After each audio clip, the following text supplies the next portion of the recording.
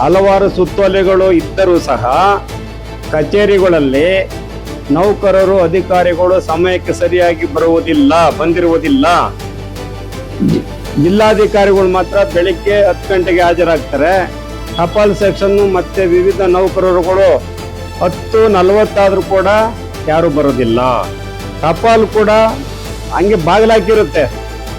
10 ಆದೇಶಗಳು ಬಂದ್ರು ಕೂಡ ಏನ್ ಪ್ರಯೋಜನ ಬಂತು?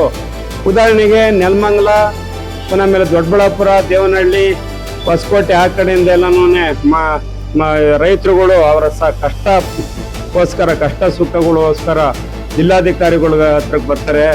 ಆದರೆ ನೌಕರರನ್ನೇ ಸರಿಯಾದ ಟೈಮ್ಗೆ ಬಂದಿರೋದಿಲ್ಲ. ಒಂದು ಸರ್ಕಾರದ ಆದೇಶದಂತೆ ಬೆಳಿಗ್ಗೆ 10 ಗಂಟೆಗೆ ಎಲ್ಲ ಕಚೇರಿಗಳು ಕೂಡ ಹಾಜರಾಗಬೇಕು.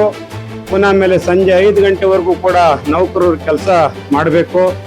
ಏನೋ ಒಂದು ಅವರು ಮಧ್ಯೆ ಟಿಫನ್ ಟೈಮ್ನಲ್ಲಿ ಬಿಟ್ಟರೆ ಉಳಿಕೆ ಅಂತ ಎಲ್ಲಿ ಹೋದ್ರು ಕೂಡ ಅವರ ಚಲನವಲನ ರಿಜಿಸ್ಟರ್ ಮೇಂಟೈನ್ ಮಾಡಬೇಕು.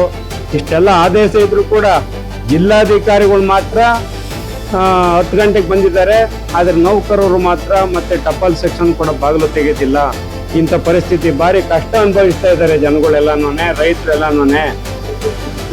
ಕೃಷಿ ಚಟುವಟಿಕೆ ಬಿಟ್ಟು ಬೆಳಿಗ್ಗೆ ಸಂಜೆವರೆಗೂ ಕೂಡ ಬರೀ ಅಲಿಯೋದೇ ಆಗಿದೆ ಕೆಲಸಗಳೆಲ್ಲಾನು. ರೈತರು ಮಾತ್ರ ಎಲ್ಲ ಕಡೆಗಣಿಸ್ತಾ ಇದ್ದಾರೆ. ಅಧಿಕಾರಿಗಳೆಲ್ಲಾನು ಇವತ್ತು ಅಂತ ಪರಿಸ್ಥಿತಿ ಬಂದಿದ್ದು. ಪ್ರಜಾಪ್ರಭುತ್ವ ವ್ಯವಸ್ಥೆನೇ ಇವತ್ತು ಕೆಟ್ಟೋಗಿದೆ. ಇವತ್ತು ಇದನ್ನ ಸರಿಪಡಿಸೋರು ಯಾರು ಸ್ವಾಮಿ? ಹಿಂಗಾಗಿದೆ ಕತೆ.